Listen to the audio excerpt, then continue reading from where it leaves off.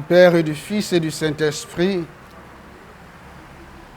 nous allons parler de la Mère de Dieu, la Vierge Marie, qui est aussi notre mère. Alors nous allons la saluer comme l'ange et Élisabeth l'ont saluée. Je vous salue Marie, pleine de grâce. Le Seigneur est avec vous. Vous êtes bénie entre toutes les femmes, et Jésus, le fruit de vos entrailles, est béni. Sainte Marie, Mère de Dieu, priez pour nous pauvres pécheurs, maintenant et à l'heure de notre mort. Amen. Gloire au Père et au Fils et au Saint-Esprit, comme il était au commencement, maintenant et toujours, dans les siècles des siècles. Amen. Au nom du Père et du Fils et du Saint-Esprit. Amen.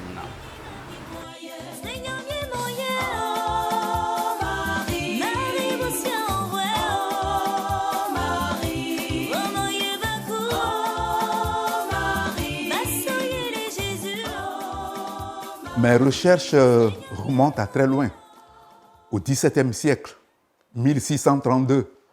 Par exemple, lorsque 5 prêtres capucins de Saint-Malo, avec des militaires français, parce que lorsque des prêtres français se déplaçaient pour l'Afrique, qui ne connaissaient pas, ils avaient peur. Qu'est-ce que nous étions? Est-ce que ces prêtres allaient revenir? Allait-on faire d'eux des michouis? Bon, mais c'est moi qui leur prête cette intention.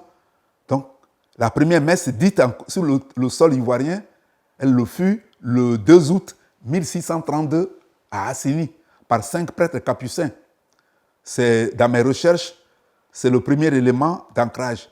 Et on sait que par la suite, 1680, ils sont partis avec 2 jeunes, des Français, qui sont venus avec Anyaba et Banga, qui avaient été présentés comme étant les fils du roi d'Issini. C'est Assini. Donc Anyaba arrive en France en 1688 et en 1690, il est reçu à la cour de Louis XIV. Le roi Louis XIV, quand on lui a présenté comme fils du roi d'Issini, il a aimé pour qu'il lui permette d'avoir un ancrage, une assise en Côte d'Ivoire. On lui fait visiter la cathédrale Notre-Dame de Paris. Il est séduit par la beauté de la cathédrale. Est-ce que la Mère de Dieu lui a fait un clin d'œil? Il va devenir chrétien. Et Louis XIV confie son catéchuménat à Bossuet, l'aigle de Meaux, un évêque. Et dès le début de l'année 91, Anyaba déjà est accepté pour prendre sa première communion à Saint-Sulpice. On a découvert son acte de baptême. Donc Anyaba est baptisé. Et tenez-vous bien, c'est à ce moment-là que commence vraiment sa carrière de filleul de Louis XIV. Louis XIV lui donne son nom. Il s'appelle Louis Jean de Jean-Baptiste Lagny. Il est baptisé donc. Vous voyez que cet homme qui a été préféré, qui a été aimé par le plus grand des rois de France, le roi Soleil. On peut dire que déjà, la Côte d'Ivoire pointait, marchait, avait des pieds dans la religiosité, dans la chrétienté. Ça, c'est un des premiers maillons que je vois. Il y a eu plusieurs tentatives de l'Église qui ont échoué 1600, 1700, 1844, jusqu'à ce qu'on en arrive à la date dont je me souviens, la date de 1852, le 28 septembre 1852, par Isaïe Boulanger, qui était le secrétaire général de l'évêque de la Sénégambie, Monseigneur Aloïse Colbé, qui était venu par ici, il est de la congrégation des pères spiritains, et qui, de Blocos, va donc il va rencontrer un certain Peter Atekeblé, qui lui demande une icône de la Vierge Marie. Lorsqu'il la lui donne, il dit à maman, bon, ce pays, je vais bientôt partir, je te confie ce pays à travers ton icône que je donne à cet homme. Donc on considère que cette date de 1852, par cette icône, la Côte d'Ivoire est confiée à la Vierge Marie. En 1895, les 2 premiers prêtres qui arrivent, Alexandre Amar et Émile Bonhomme, à Grand Bassam, Bon, il y avait la fièvre jaune qui décimait prioritairement la population de race blanche. Il y a eu beaucoup de morts.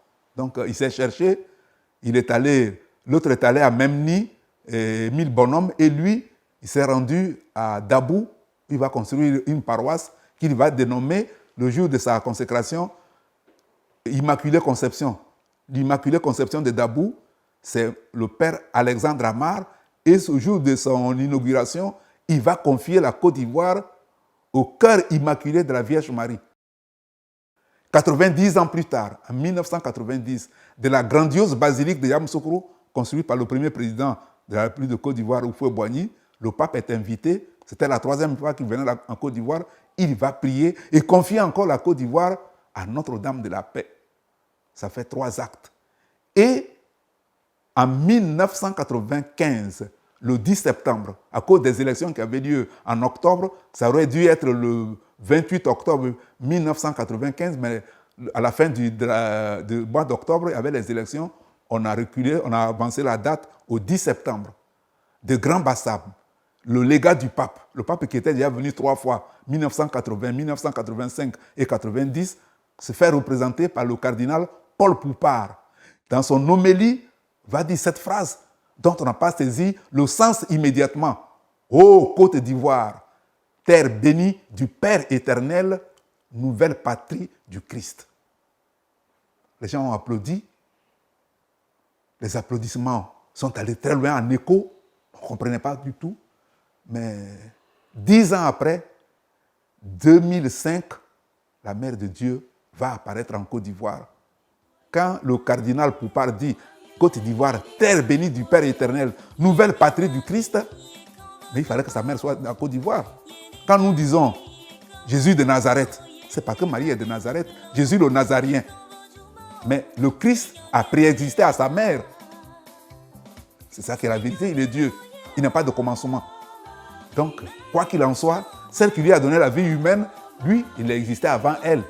C'est pour ça que lorsque, en 1995, on dit que la Côte d'Ivoire est la seconde patrie du Christ et que sa mère apparaît en 2005, c'est dans la logique. Les Ivoiriens, donc, ont prié de nombreuses fois la Vierge Marie. Quand j'ai crié vers le Seigneur, il a écouté ma voix. Le Seigneur a écouté la voix de ses enfants et a envoyé sa mère. Et avec l'autorisation du Père éternel, c'est cette femme-là qui est en Côte d'Ivoire, établie en Côte d'Ivoire, mais pour tout le continent africain. L'Église ne court pas après les apparitions. Elle ne court pas après le merveilleux. Mais elle discerne. Voilà pourquoi pour reconnaître une apparition, il faut du temps. Si on prend toutes les apparitions reconnues par l'Église, eh bien, les voyants ont eu à souffrir. Pas de l'incrédulité des responsables, mais de la réticence. Pourquoi? Il faut savoir tout de suite que le démon aussi imite Marie. Il singe Marie. C'est pourquoi la plupart du temps, là où il y a des apparitions, il y a aussi des fausses apparitions. Et pour ce qui concerne notre pays, la Côte d'Ivoire, pourquoi on voit les pseudo-apparitions partout? C'est à cause du sanctuaire marial. C'est à cause de Notre-Dame de la Délivrance. L'ennemi veut détourner l'attention des chrétiens vers l'éphémère. Alors, pour reconnaître une apparition, l'Église met du temps. Ah oui, l'Église met du temps pour étudier d'abord tout le message.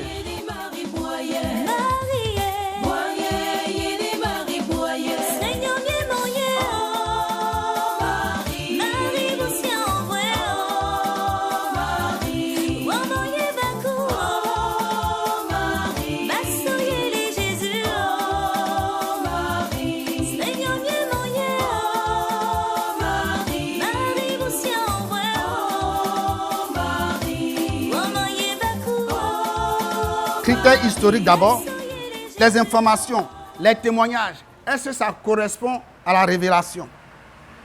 Critères psychologiques. On va analyser la personnalité des voyants.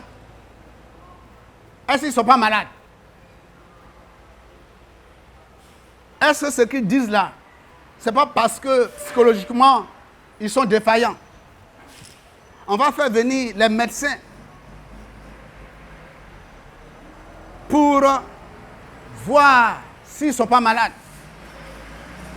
Et puis les critères théologiques. Ah, les critères théologiques. Si ce que disent les voyants sont conformes à la théologie. Alors je prends quelques exemples pour qu'on comprenne mieux. Quand l'Église, on va revenir là-dessus, quand l'Église, après plusieurs siècles, a proclamé Marie Immaculée Conception par le pape Pie IX, en 1854, qu'est-ce qui s'est passé en 1858? Eh bien, la Vierge est venue dire à Soubirous, je suis l'Immaculée Conception. Donc, c'est ça. Critères théologiques. On voit si ce que la Vierge est venue dire correspond à ce que l'Église a dit. Donc, un voyant une voyante qui dit le contraire, eh bien, les apparitions sont considérées comme fausses. Dès le début de l'Église, en 431, les évêques ont défini que Marie est mère de Dieu. Il a fallu attendre en 1531 pour que Notre-Dame de Guadalupe, n'est-ce pas, vienne dire à Juan Diego qu'il doit aller voir l'évêque pour qu'on construise l'église, la chapelle. La veuve va lui dire, va dire à l'évêque Juan Zumárraga que je suis la véritable mère de Dieu. Là, toujours Vierge Marie. Là, on va revenir tout de suite. Mais la véritable mère de Dieu. Donc, vous voyez, ce qui a été défini par l'Église au 5e siècle, c'est au 16e siècle que Marie va venir confirmer. Et à partir du 7e siècle, la virginité perpétuelle de Marie va battre son plein. Est-ce que Marie est vierge avant, pendant et après son enfantement? Eh bien, Guadalupe va venir dire, je suis la véritable mère de Dieu, la toujours Vierge Marie. Donc elle vient confirmer ce que l'Église a déclaré. À Fatima, le continent européen, le gros problème, c'était la Russie. Elle a demandé aux enfants de prier pour la conversion de la Russie.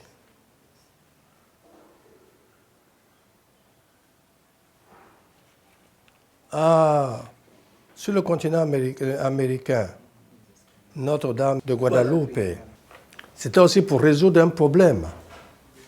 Les Indiens, sous la domination inhumaine des Espagnols, ils ont compris une chose. Pour que les Espagnols n'aient plus à leur faire du mal, il ne fallait pas que leurs enfants garçons vivent. Donc ils ont décidé d'avorter tous les enfants qui étaient des garçons. Et Marie est apparue enceinte pour leur dire, si j'avais avorté votre sauveur, vous ne seriez tous pas sauvés. C'est donc, et ça c'est Marie-Mère de la Charité chrétienne qui l'a dit, elle est venue en Afrique pour quelque chose de bien précis.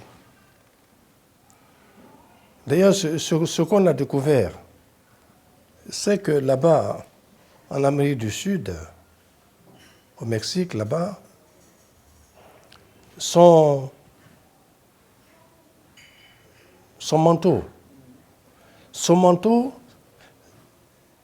c'était le voile céleste avec les constellations des étoiles au moment même où elle apparaissait.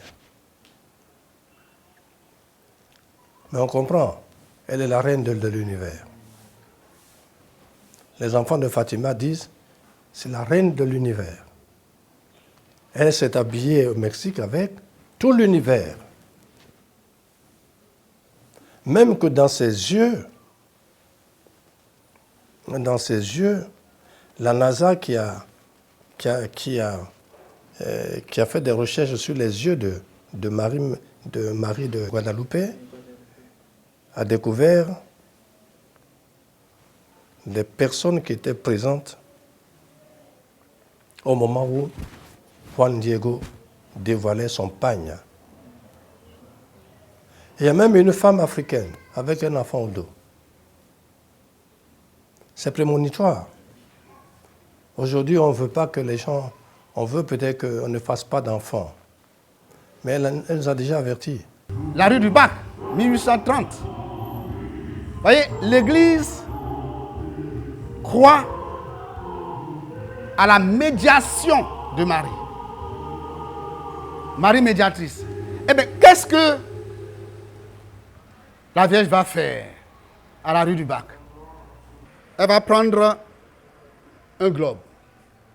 Elle va mettre le globe sur son cœur. Elle va lever le globe vers Dieu le Père. À l'époque, le globe représente la France, mais maintenant ça représente tout le monde entier, chacun d'entre nous.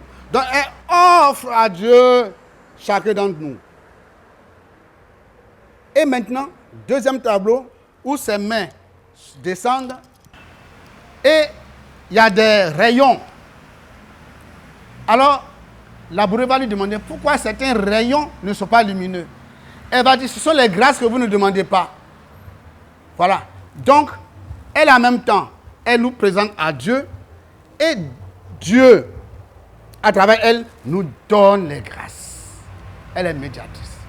Et Saint Bernard va avoir une image formidable. Elle va dire que Marie est le cou. Jésus est la tête et nous sommes les membres. Donc, toutes les grâces de Jésus passent par le cou, passent par Marie pour nous atteindre. Extraordinaire. Écoutez ce que votre Église vous dit. Votre Église a plus de 2000 ans d'existence. Jésus, votre enfant est béni. Sainte Marie, Mère de Dieu, priez pour nous, pauvres pécheurs, maintenant et à l'heure de notre mort. Amen, amen, alléluia. Amen, amen, alléluia. Je vous salue, Marie, comblée de grâce. Je suis sculpteur, professeur de sculpture à l'école des Beaux-Arts d'Abidjan. J'ai fait toute ma formation à l'école des arts appliqués de Benjerville ici, de 1983 à 1986. C'est là que j'ai fini les études. De là, j'ai été affecté comme professeur d'art plastique au lycée Garçon de Benjerville. Et puis, plus tard, 2 ans après, le ministère de la Culture a demandé ma mutation pour demeurer désormais à l'École nationale des Beaux-Arts comme professeur de sculpture. J'ai fait ma première Vierge Marie, c'était en 92. C'est une commande que j'ai reçue de la part de M. Alberi Mandioba pour la grotte de Saint-Augustin à Boboté. Et depuis là, j'ai juré de m'attacher à elle. Surtout, ma mission, c'était, je me suis donné la mission de réaliser des vierges d'une beauté, d'un amour, d'une réalisation qui puisse vraiment restaurer les hommes. C'est-à-dire que de mes doigts, quand une statue doit sortir, si elle sort, elle doit être approuvée, elle doit être aimée, elle doit être attentionnée par les hommes. Celle-là, c'est Notre-Dame toute grâce, Notre-Dame de Lourdes, et puis Notre-Dame de Fatima. Notre-Dame de Fatima. celles-là, ce sont les répliques des petites dimensions de la Vierge Notre-Dame de la Charité chrétienne. L'atelier, au départ, quand je l'ai créé, c'était en 3 compartiments. Ici, c'était le compartiment où on devait réaliser des grandes sculptures, des sculptures jusqu'à 3,5 mètres, 5 mètres. Ici, quand on a fini et qu'on a les moules, les coulages sont faits ici, et puis la finition là. La finition dans ce compartiment-là. C'est comme ça que j'ai créé l'atelier. Et c'est comme ça que ça a toujours fonctionné. Au Burkina, j'ai réalisé une Vierge Marie pour le compte du plus grand lieu de pèlerinage de l'Afrique de l'Ouest, Yagma. Une œuvre de la Vierge Marie Notre-Dame de Lourdes. Ça se trouve à 7 km de Ouagadougou. L'œuvre a été réalisée en 2 étapes. Une étape en Côte d'Ivoire ici, c'est-à-dire que nous avons fait le modelage. Ensuite, on a réalisé les moules. On a mis les moules dans des caisses et on a mis dans le train. Les moules sont partis. On a rejoint ces moules là-bas. On les a récupérés et on les a conduits dans un atelier où on a façonné tout le travail en atelier. Et de cet atelier, il y a un palan qui est venu extraire la sculpture jusqu'à Yagma, 7 km. Et il l'a posé sur le socle. Et on a fait la finition, tout. Mais il y a une chose extraordinaire, c'est passé le dernier jour où on vitrifiait l'œuvre. C'est que subitement, il a fait nuit. Il y a eu un grand vent qui a soufflé. On avait l'impression même qu'on allait être emporté par ce vent-là. Tellement c'était violent. Des arbres partaient, étaient déterrés, allaient jusqu'à près de 100 mètres. C'était incroyable. Quand on guide la forme jusqu'à un certain niveau, il y a une manifestation. C'est-à-dire que l'énergie de la Vierge vient habiter la matière. Est-ce que vous voyez? C'est pareil pour les monuments publics, pour les personnes iconographiques. Par exemple, on décide par exemple de réaliser le monument du Faux-Boigny. Et puis ce monument, quand on réalise jusqu'à un certain niveau de ressemblance où on sent au Faux-Boigny dedans, son énergie vient habiter. À partir de ce moment, il y a une manifestation. Et cette manifestation, c'est-à-dire qu'elle vous envahit. Elle vous envahit, vous sentez comme des manifestations du point de vue de certains de vos centres d'énergie sur votre corps, comme des petits gouttes de pluie comme ça qui tombent sur vous. Et en ce moment-là, c'est comme il y a une symbiose entre vous et la matière et ce que vous réalisez. C'est-à-dire qu'à ce niveau-là, il y a comme la matière, il y a une satisfaction au niveau de la matière. Et cette satisfaction-là se réagit sur vous. Le cœur est bas, il bat souvent. Souvent, vous ressentez aussi à l'intérieur de vous. Souvent, vous avez l'impression que la statue vous retient. Et en ce moment-là, même si vous n'avez rien à faire, vous prenez une chaise et puis vous asseyez. Comme elle vous parle, comme elle vous nourrit, comme si elle vous reconstitue, comme si elle est proche de vous, comme si elle vous habite en ce moment-là. Pour les autres statues, ce sont des statues déjà qui existent. Et comment ils ont fait pour exister? C'est la même démarche. C'est-à-dire que cette statue-là a apparu à des personnes très illuminées et qui vivaient corps à corps avec la Vierge. Est-ce que vous voyez, dans l'autre monde. Et donc, ils se sont adressés à des artistes. Et puis ces artistes-là, on leur a dicté les différents éléments de la composition et de l'expression. Et comme ça, petit à petit, il peut y avoir peut-être une première réplique, et puis ça ne marche pas.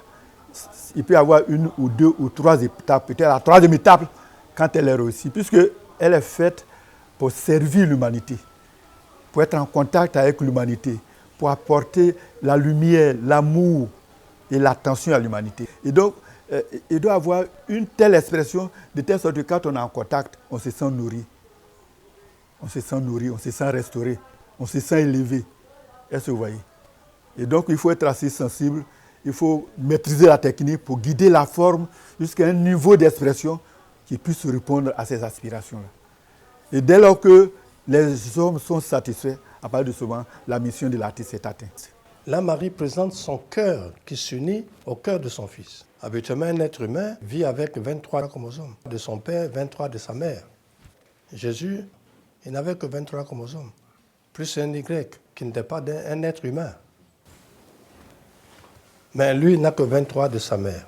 Donc Jésus est très poutré sa mère. Très poutré, c'est la Vierge Marie, mais en homme.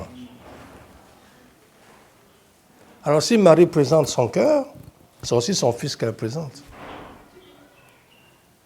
Et comme le cœur, c'est le centre de l'amour, Marie veut dire par là, comme Dieu a aimé le monde jusqu'à l'extrême, elle aussi, quand on lui a confié Saint Jean, elle aussi, c'est pour aimer le monde jusqu'à l'extrême. Parce que ça rappelle les cœurs unis de Jésus et de Marie. Parce que les deux cœurs sont toujours unis. Ces maladies ont commencé sous forme de plaies sur mes 2 pieds en 1973, alors que j'étais en classe de 4e. Mais la Vierge Marie, en tant que Vierge Marie, est apparue dans notre vie en 2008, lorsqu'elle est apparue à mon épouse, toujours musulmane, hein, elle est apparue à mon épouse au sanctuaire marial pendant la nuit de l'Assomption. En fait, ma femme avait été invitée par nos voisines de cité pour la veillée de l'Assomption, et au sanctuaire marial, ma femme a vu la Vierge Marie au-dessus de tout le monde. Et depuis lors, elle a commencé à la voir. Donc ma femme a un contact très fort avec elle. Elle la voit comme je vous vois, par moments, elle la voit en songe.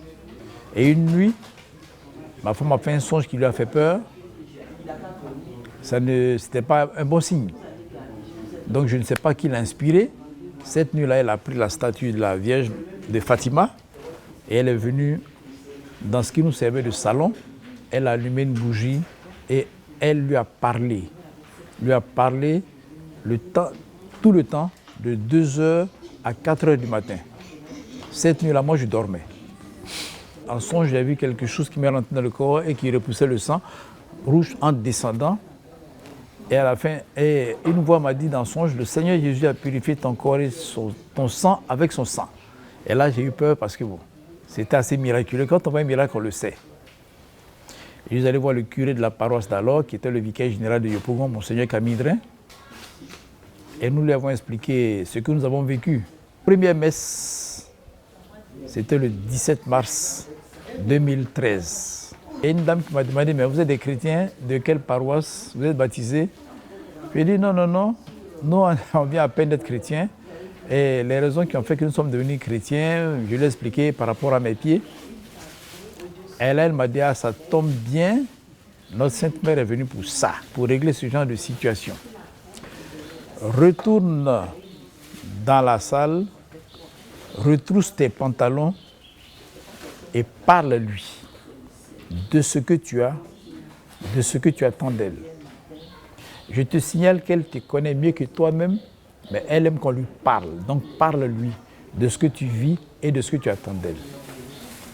Et donc je suis allé m'asseoir au pied de la Vierge Marie, mère de la charité chrétienne.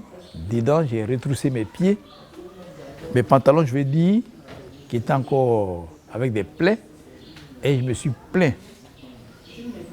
Je me suis plaint parce que, en tant que Vierge Marie, elle était dans ma maison. J'ai dit, mais maman, moi je ne suis pas content de toi parce que tu es dans ma maison. Je suis malade. Tu sais depuis quand je suis malade. Tu sais qui m'a rendu malade, pourquoi m'a rendu malade. Tu sais comment je souffre et tu ne réagis pas.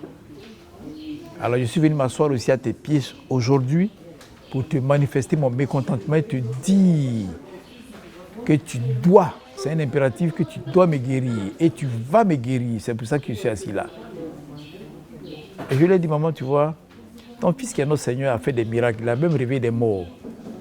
Toi-même, toi, maman, on ne peut pas compter tes miracles. Alors moi, je ne vois pas ce que moi... Est-ce que pour toi, ça c'est un problème? Non, ce n'est pas un problème. Mais maman, je ne suis pas content parce que j'estime que tu es en train de tergiverser. Mais comme tu tergiverses, maman, je vais te faire la proposition suivante.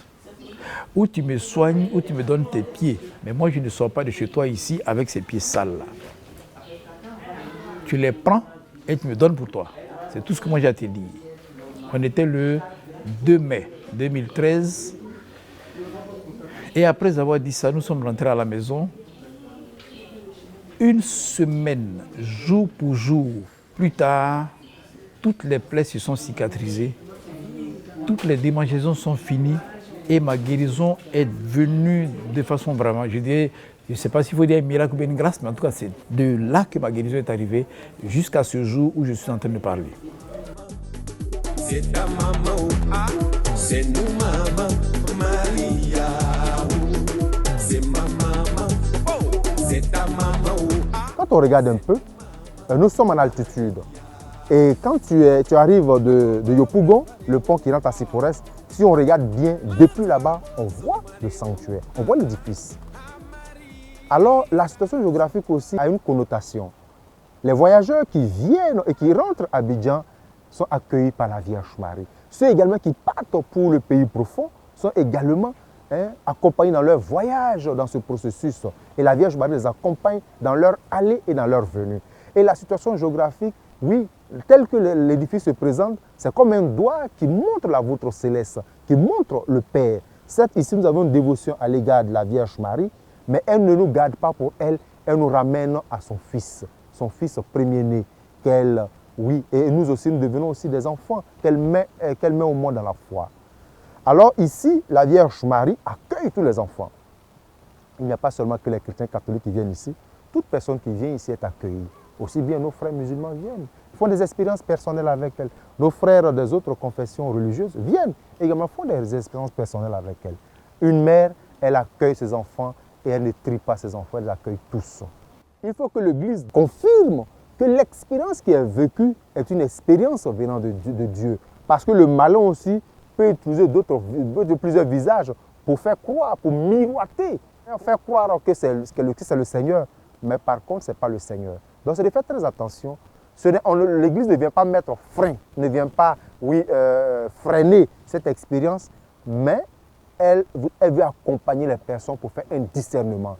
Et celui qui refuse le discernement, cela veut dire beaucoup de choses. Parce que ça vient de Dieu, ça ne peut pas être contre ce qui avait été déjà dit auparavant. Il y a la tradition qui accompagne. On ne peut pas tout dire concernant les apparitions. Elle vient aussi pour donner des messages. Alors, je termine en disant que lorsque la Sainte Trinité voit que ces enfants qui sont sur la terre ne suivent pas la voie, on envoie. Va dire à tes enfants. C'est parce que vous, les hommes, vous faites. Quand ça ne va pas à la maison, on dit à la femme, il faut voir tes enfants. Hein? C'est pas ça? Voilà. Dieu aussi fait la même chose.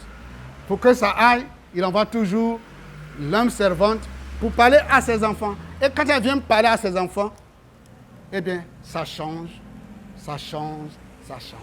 Donc, les apparitions, c'est Dieu qui fait irruption dans notre histoire humaine par son humble servante, la Vierge Marie. Et dans les débuts, la Vierge Marie elle-même, les premiers chrétiens l'appelaient la Vierge. C'est après même qu'est venu le nom de mère de l'Église. Mais elle avait la dénomination de Vierge. C'est une femme spéciale que le Seigneur lui-même a choisie pour qu'elle devienne la mère, oui, la mère de son Fils. C'est un simple canal. Non, la Vierge Marie n'est pas un canal, c'est une injure. Est-ce que quelqu'un voudrait dire que sa mère est seulement un canal pour qu'il puisse venir au monde? Nul n'accepterait qu'on traite sa mère de canal, mère de toute grâce. Et vous regardez le toute grâce, il n'y a pas de S à la fin, et le grâce aussi, il n'y a pas de S. Pour dire, c'est les grâces dans leur ensemble. Hein, dans leur ensemble. Et chacun, quand tous les chrétiens qui viennent ici, les fidèles qui viennent ici, chacun vient en fonction de ce qu'il vit. Il prit chair de la Vierge Marie. Au commencement était le Verbe. Le Verbe était auprès de Dieu. Le Verbe était devant Dieu. Et le Verbe s'est fait chair en Marie. Vous voyez, c'est une expérience tellement personnelle qu'il est difficile de décrire. C'est de là qu'est partie ma mission mariale. J'avais 15 ans de sacerdoce. J'étais supérieur au moyen séminaire de Yopougon. Et on m'a offert mon tout premier pèlerinage à Fatima. À l'époque, j'allais toujours en France pour travailler dans les paroisses, pour avoir un peu d'argent, pour venir nourrir les séminaristes. Donc de la France, je rejoins les pèlerins à Fatima. J'arrive et on me dit que les pèlerins sont au sanctuaire. Alors j'arrive là-bas. Le premier spectacle qui s'offre à mes yeux était effrayant. Je voyais des gens marcher, se déplacer sur les genoux ensanglantés. C'était leur enfant sur les épaules. Et puis dans mon cœur, je dis, ils sont fanatiques ces gens-là. Vous voyez, quand tu n'es pas saisi, hein, c'est ça. Je dis, ils sont fanatiques ces gens-là. Et puis, ce soir-là, il y avait la veillée et on a demandé aux Ivoiriens de porter la statue de la Vierge Marie. On était 4 hommes. On a porté. Mais je vous assure que c'est tellement lourd qu'on n'a même pas fait 10 mètres. Et les gens voyaient qu'on souffrait, ils sont venus prendre leur statue. Mais nous, on était contents parce qu'on a touché la statue de la Vierge. Et l'un d'entre nous, dans la joie, nous a invités au bistrot. On a bu jusqu'à 20 minuit. Et puis chacun a rejoint sa chambre. Et au moment où je m'apprêtais à me coucher, j'entends la voix que je peux te décrire. Mon fils, je t'attends au sanctuaire. Basile, je t'attends au sanctuaire. Je dis, maman, si c'est toi qui me parles, il faut attendre demain matin. Parce que les minutes passées, les rues sont désertes. Moi, un nerf, je vais sortir de la rue, on va dire que je suis un malfaiteur. Et puis j'ai eu le cœur tranquille. Je dors à 5 h du matin. Je me réveille comme si quelqu'un m'a réveillé. Et je me retrouve au sanctuaire. Une force irrésistible me pousse jusqu'au calvaire. Et me voici à genoux, en train de rester mon chapelet. Moi qui me moquais des gens qui le faisaient la veille. J'ai resté le chapelet jusqu'au milieu et j'étais fatigué. Je voulais abandonner quand la même voix me dit, Basile, je te choisis comme mon messager pour aller en Côte d'Ivoire, pour parler de moi à tes frères et à tes sœurs. Voici ta nouvelle mission. Et j'ai eu le courage de finir le tour. Et il était 7 h, de 5 h du matin à 7 h. Et je vais me laver, au retour j'arrive, on me dit, Basile, le recteur t'appelle. Je cours au rectorat et il me dit, le prêtre qu'on a prévu pour dire la messe internationale en français n'est pas venu. Alors c'est toi qui vas dire la messe. Messe internationale, où il y a des milliers de personnes. Moi, un jeune prêtre. Bon, je dis d'accord. Je vais à la sacristie, on se prépare. Et puis avant de sortir, la sœur me dit, mon père, c'est vous qui prêchez. Alors ça, j'étais battu. Qu'est-ce que je vais dire? Je ne connaissais même pas les textes du jour. Donc je tremblais en partant. Et puis au moment de monter les escaliers, je dis, bon, maman, en tout cas, je te confie ma cause. Et puis voilà, on a commencé la messe. Et on lit l'évangile. Oh, c'est l'évangile que j'aime le plus. Jean 19, 26 à 27. Au pied de la croix de Jésus se tenait debout Marie, sa mère. Jésus, voyant sa mère, dit aux disciples, dit à sa mère, voici ton fils. Il dit aux disciples, voici ta mère. Et à partir de cette heure-là, le disciple l'a pris sur lui. Et puis je parle. Mais je ne sais plus ce que j'ai dit. Hein. J'ai parlé. Comme le mieux, j'en sais rien. Mais lorsque je me suis retourné, j'ai vu que plus de 500 prêtres, tous des blancs. Et tout le monde me regardait. Donc j'ai dit, est-ce que j'ai dit des bêtises? Donc je suis venu m'asseoir tranquillement comme ça. Mais quand la messe était terminée, tous les prêtres voulaient, et surtout les malades, voulaient que je les bénisse, etc. Mais les Noirs, les Ivoiriens, les Antillais, les Guadeloupéens, tout le monde m'attendait. Et on dit que c'est la première fois qu'un Noir a dit la messe. Et il a bien dit. Et les gens qui m'ont écouté ont dit que ce n'était pas ma voix. Que ce n'était pas ma voix. La voix de qui? Je n'en sais rien. S'agissant de la Côte d'Ivoire, il y a eu des manifestations mariales. Il faut les appeler comme ça. La Vierge Marie m'est apparue. Ça, ce sont des manifestations de la Mère de Dieu. Dieu est libre. Dieu est libre, c'est par la volonté de Dieu que la Vierge Marie apparaît. Ce n'est pas de sa volonté, hein, c'est la volonté de Dieu. Elle ne vient pas parce qu'elle a envie de venir.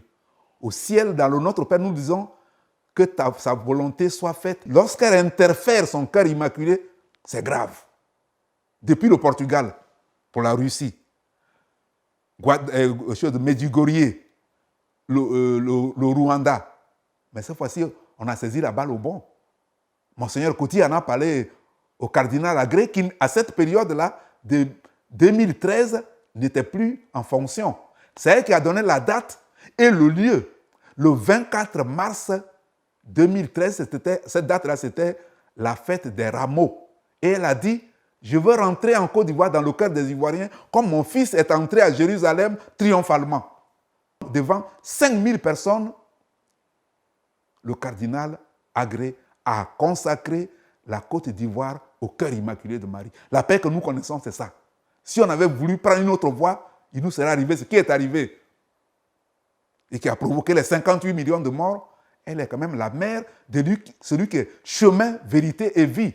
La fille bien-aimée du Père éternel, la mère du Christ et l'époux du Saint-Esprit. On ne joue pas avec elle. Quand elle parle, il faut l'écouter. C'est la prophétie annoncée par Isaïe qui prend effet, en fait, qui se réalise. En Isaïe 7,14, il est dit que la Vierge va concevoir et enfanter un fils. Et cela a été, oui, respecté et cela a été, oui, accepté dans l'Église. Les textes qui vont poser problème, ce sont des textes qui sont bibliques. C'est tout à fait normal, on les évoque et ensemble on peut discuter. Il y a d'abord le mot « premier-né ». Luc chapitre 2, verset 7. Premier-né. Et il y a aussi une autre expression. Il ne l'a connue pas, parlant de Joseph, il ne l'a connue pas jusqu'à ce qu'elle eût enfanté son fils. Et cela, c'est en Matthieu chapitre 1, verset 25. Et il y a la seconde expression. Il ne l'a connue pas jusqu'à ce qu'elle eût enfanté. Et ça, c'est en Matthieu chapitre 1, verset 25. Ici, l'accent est mis sur la conception virginale pour dire que la Vierge Marie a conçu son enfant. Oui, la conception ne s'est pas faite à travers quelqu'un, mais c'est l'Esprit qui est venu sur elle. Elle a conçu dans son sein. Et le thème « jusqu'à », ce n'est pas parce qu'on dit « jusqu'à », cela veut dire qu'après que Joseph ait connu son épouse. Alors, nous donnons un autre exemple qui est même biblique. C'est-à-dire, c'est Deutéronome 34, verset 6, où on dit « On ne trouva pas la tombe de Moïse jusqu'à ce jour ». Est-ce que cela veut dire que, passé ce jour où l'homme était par écrit, cela veut dire qu'après on a retrouvé la tombe de Moïse? Or, ce thème « jusqu'à », oui, ce même thème est employé. Mais cela ne veut pas, jusqu'à ne veut pas forcément dire qu'après, oui, cette réalité de la virginité a été altérée. Non. Marc chapitre 6, verset 3 et Matthieu chapitre 13, verset 55. Il y a cette expression, celui-ci n'est-il pas le charpentier, le fils de Marie, le frère de Jacques, de José, de Jude et de Simon? Bon, nous, quand nous entendons cela, automatiquement on peut penser que, bon, puisque les autres disent que ce sont les frères et sœurs de Jésus, alors automatiquement on pense. Mais nous avons aussi d'autres expressions. Actes chapitre 1, verset 14, on trouve l'expression les frères de Jésus. En Galates chapitre 1, verset 19, on voit un certain Jacques, frère de Jésus, frère du Seigneur. Jude 1, il est dit Jacques, le frère de Jacques, qui est peut-être le frère du Seigneur.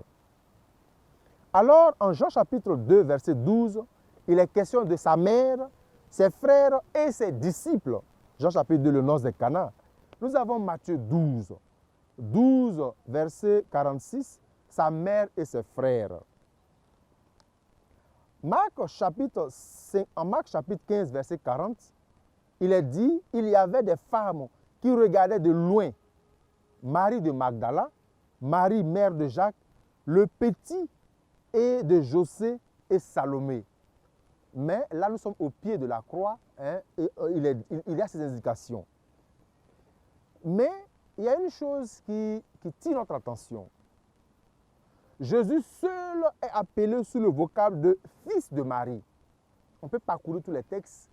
Même quand on dit que les autres sont les frères, on dit de Jésus qu'il est le fils de Marie. Les autres n'ont jamais le titre de fils de Marie. C'est assez curieux. De Jésus, on dit qu'il est le fils de Marie, mais les autres dont on parle qu'ils sont également les frères et sœurs de Jésus, eux, ils n'ont pas le titre de fils de Marie. En ce qui concerne la Vierge Marie. Et également, pour continuer, mais ces derniers qu'on appelle frères, ils sont toujours en lien avec Jésus, et non pas avec la mère, en lien avec le Christ. Mes frères et sœurs, pour nous Africains, qui sommes assez proches de la culture hébraïque de cette zone, comment est-ce que j'appelle le frère, les enfants du frère de mon père, ou les enfants, même les enfants qu'on appelle de la sœur de mon père, sont mes frères. Alors, du côté maternel, la sœur de ma mère, comment est-ce que je l'appelle? Je l'appelle maman. Je ne dis même pas son nom. Je peux peut-être préciser c'est la grande sœur de ma maman ou la petite sœur de maman, mais elle est maman. Ces enfants, comment est-ce que je les appelle? Je les appelle mes frères. Dans nos langues, oui, le terme cousin n'existe pas. En tant que tel, n'existe pas. Le frère de ma maman, oui, lui, il y a un thème. Dans beaucoup de langues, il y a un thème consacré pour dire qu'il est le frère de ma maman. Un exemple très simple, la langue que je connais, les Dagara. Quand on dit, on appelle le frère de ma maman, on l'appelle Mandeb. Mandeb. Man, c'est maman, Deb, c'est garçon. La maman, c'est ma maman, mais garçon. Pour dire quoi? Pour dire l'oncle. Ces enfants sont appelés mes frères. Alors, nous qui avons cette conception-là, nous sommes beaucoup plus proches de la culture hébraïque. Alors, dire que quelqu'un est mon frère, quelqu'un est ma soeur, ne veut pas forcément dire que nous sommes de père et de mère. Oui, direct. En 2006, dans ma prière, je reçois ce message fort de la Vierge Marie qu'il faut que je lui construise un sanctuaire. De 2006 à 2008, j'ai repoussé cette idée. Je me dis, est-ce que ce n'est pas mon imagination? Et en 2008, ça a été très clair. Alors je suis parti voir Monseigneur Jean-Pierre Coutron, archevêque d'Abidjan. Mais justement parce que je suis prêtre, je ne peux rien faire sans mon évêque. Je suis lié à mon évêque. Comme vous d'ailleurs, vous êtes liés à vos curés et vos curés sont liés à l'évêque. C'est ça l'Église catholique. On ne fait pas ce qu'on veut. Ce n'est pas la cour du roi Péto où chacun vient, il fait ce qu'il veut. Mais non. Et donc, oui, en tant que prêtre, je suis parti présenter le projet à mon patron, à mon archevêque. Et quand je lui ai exposé tout mon projet, il a dit, Basile, si tu réussis à mettre en place ta structure, je te libère et tu vas diriger ta structure. C'était ça notre contrat. J'étais donc à Sainte-Monique en 2008. En 2011, je me trouve à Saint-Jacques. Et c'est là que j'ai commencé à mettre ma structure en marche. J'ai un ami italien. Lorsque je lui ai expliqué mon projet que je vais vous expliquer, il a été frappé par l'originalité du projet. Alors, quel est ce projet? La Vierge me demande de construire un sanctuaire. Un sanctuaire où toutes les apparitions reconnues et connues par les Ivoiriens soient implantées. Donc, Notre-Dame de Fatima, Notre-Dame de Lourdes, Notre-Dame de Saragosse, Notre-Dame de Guadeloupe, Notre-Dame de la rue du Bac, Notre-Dame de Kibéo, etc., sont représentés pour que ces enfants qui n'ont pas les moyens d'aller au-delà des mers puisse aller, n'est-ce pas, la vénérer. Voilà le projet. Maintenant, en dehors de ce projet, elle veut des structures socio-éducatives, socio-sanitaires, etc. Éducatives pourquoi? Elle dit, il faut que ces enfants sachent faire quelque chose de leurs mains, dans un genre de centre technique, pour que les enfants apprennent de leurs mains à faire quelque chose. C'est parce qu'ils n'ont rien à faire qu'ils deviennent voleurs, brigands, etc. Nous proposons ici, oui, aux chrétiens qui veulent approfondir leur foi baptismale de faire des expériences. Et alors, c'est de faire une consécration alliance avec la Vierge Marie. Et au cours de l'année, nous avons 4 périodes de préparation. Il y a une préparation de 3 semaines et qui aboutit à la dernière semaine avec la consécration. Généralement, autour du mois de mars, oui, la préparation commence en février, et autour du mois de mars, au plus tard en avril, nous avons, le début du mois d'avril, nous avons la première consécration. La seconde consécration, la formation commence en mai, et en juin, le premier week-end, nous avons la consécration, la cérémonie de la consécration. Et également, pour celle qui aura bientôt lieu, nous préparons en juillet, nous allons commencer encore une autre phase de préparation pour que le premier week-end d'août, nous puissions avoir, oui, la consécration, la cérémonie. Et également, en novembre, il y a également une préparation pour que, autour de la fête du 8 décembre, qui est l'Immaculée Conception, il y a également aussi une consécration alliance avec la Vierge Marie.